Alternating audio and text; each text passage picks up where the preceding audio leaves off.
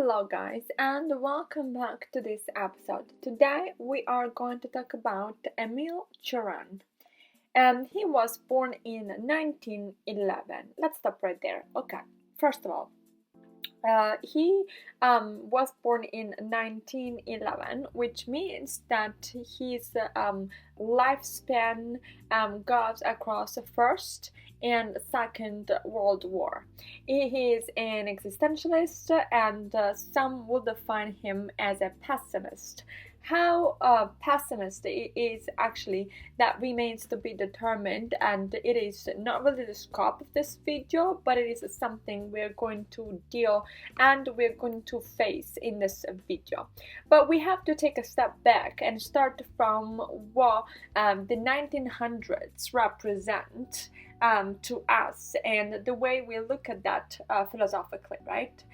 And we have to start necessarily from somebody else, a great philosopher, continental philosopher who dies in 1900, and he was Nietzsche. Now, Nietzsche talks of a world without any God, right? And the idea is that God is dead. Now, this is not so much some sort of like religious idea, though it was in part religious, but it is most of all the idea that our life, therefore our choices, are based on this absolute radical freedom, and it's a freedom that frees us from constraints, that frees us from any sort of like conventional sort of like tie and link to what it was, the social order pre-established that humanity experienced and societies experienced in the centuries before.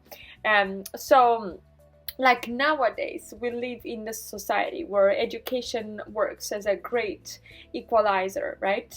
Where I can create a debt, study business, and get rich, or I don't have any way to marry the farmer who's assigned to me by the oldest person in the village, and I can get a divorce, and then divorce can get me poorer or can get me richer, right?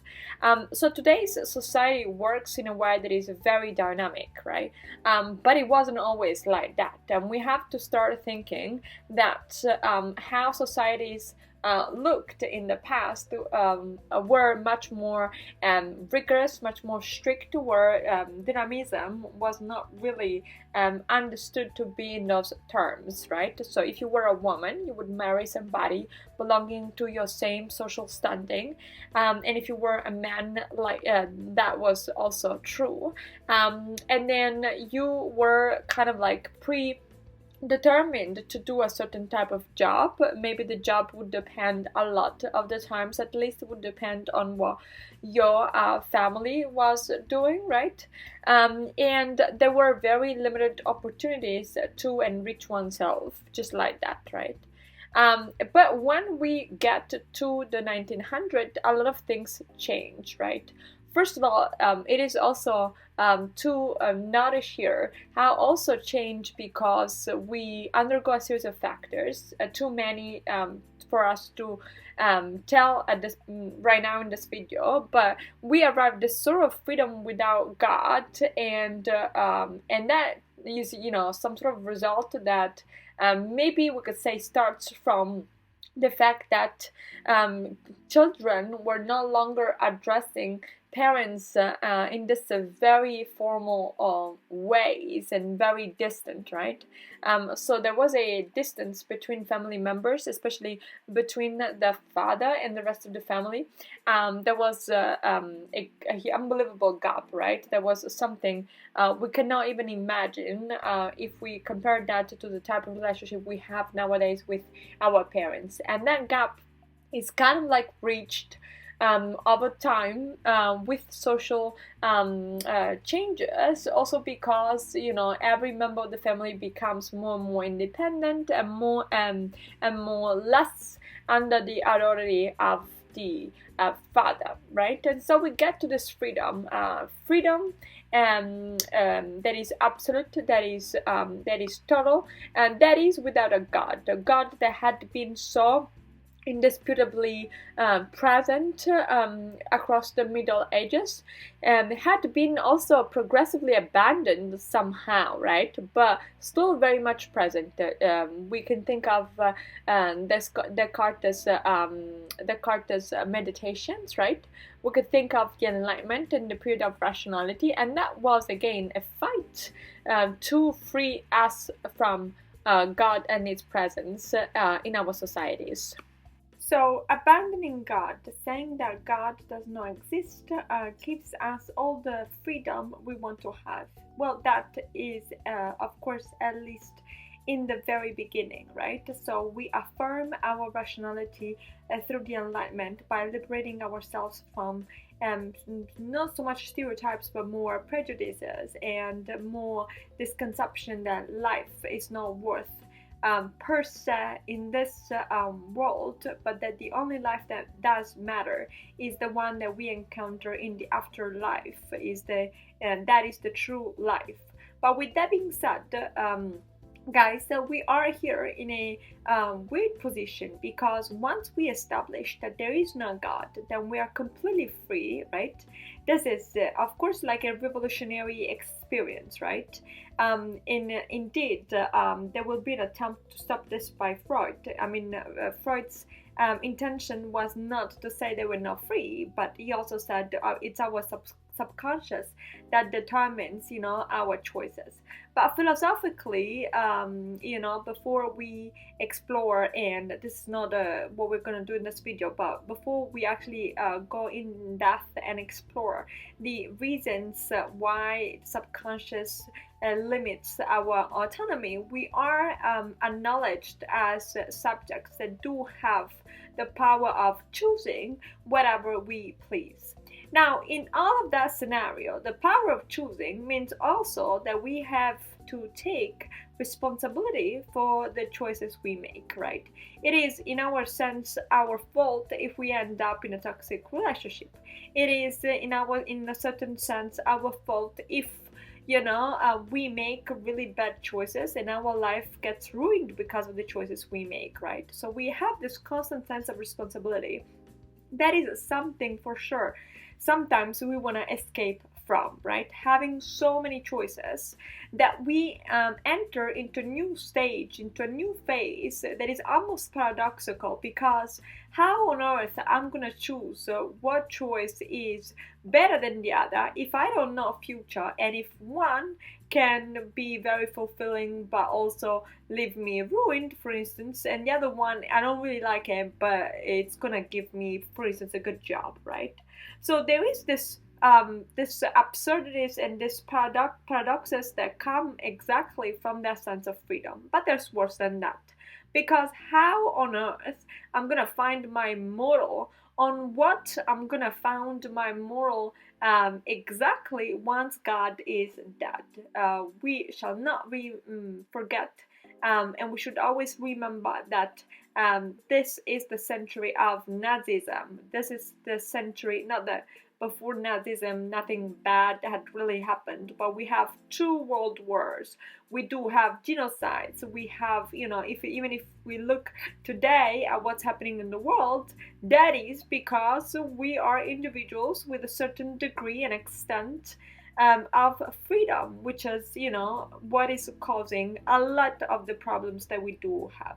So in that kind of scenario, we have to set our conversation. On top of that, I want to say that even because of that, intimate relations are going to change, right? So if in the 18th, 19th century, I, as a wife, did not care that my husband was cheating on me, because that was a husband that was imposed to me, and marriage did not identify my core identity.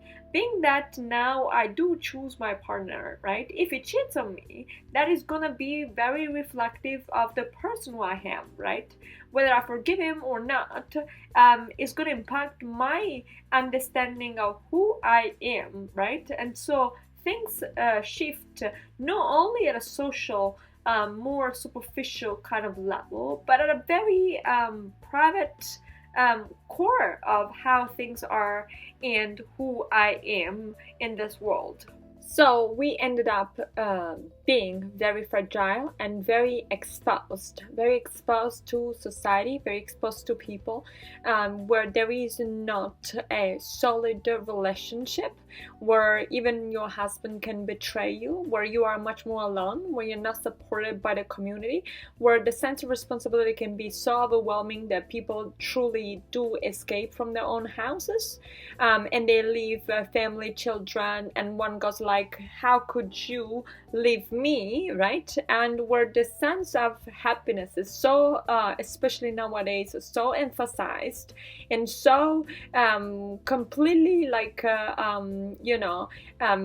just eradicated from its roots, its natural roots, which is being happy in the home you are, being happy in the house you are, being happy with the children you have, right? That we end up basically envying pictures on Instagram right now, right? But besides that, my point here is that we are so exposed in our true core to evil also, right? Because inevitably either we live as hermits and we enclose ourselves in a house that is somewhere in the mountains surrounded by cows, not the biographical reference here, or we just get merged and we just get merged into a world where everybody can hurt who we are in the core of who we are.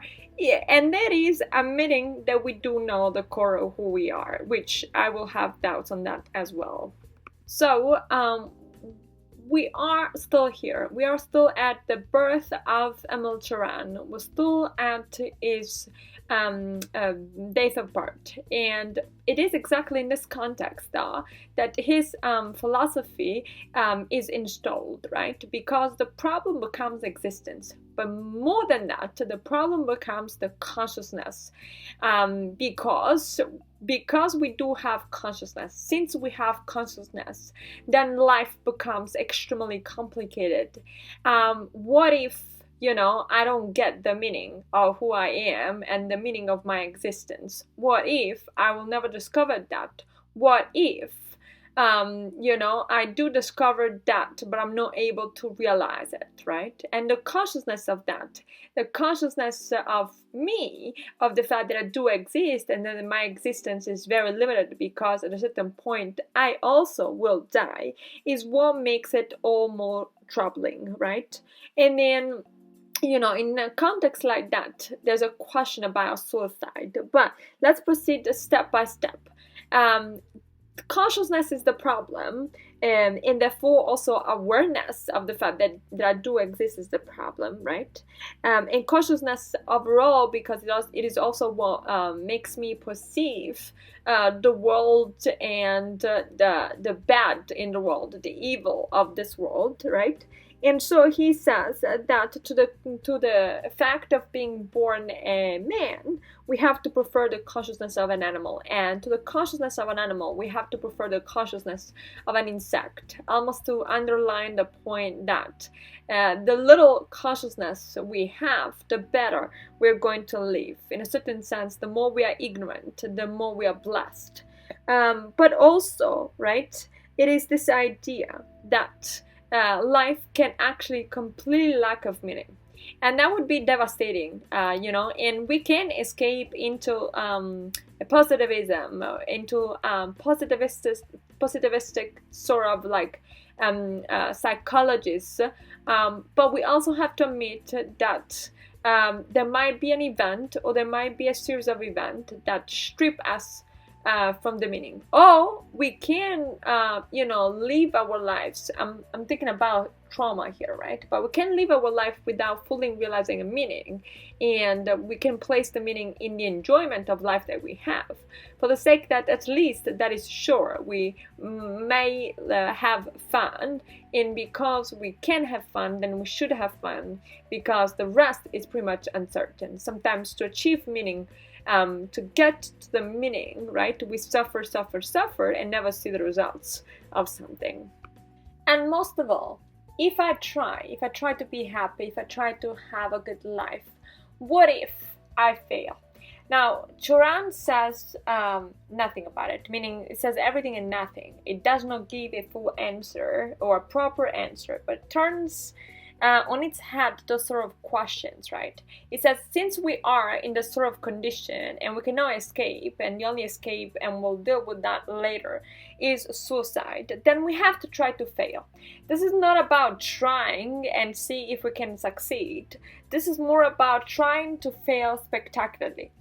Trying to be brave, trying to give and impart some sort of meaning that is very personal to a life that is very troubling, right?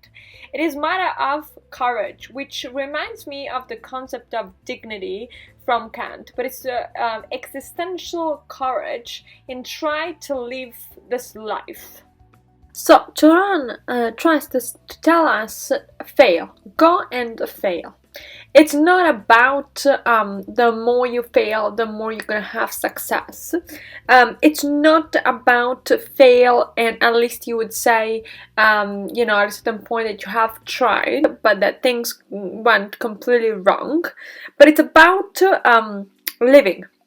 And it's about meaning, I guess, also, right? And not being trapped in a wheel, in the hamster's wheel of trying to get more and more success, right?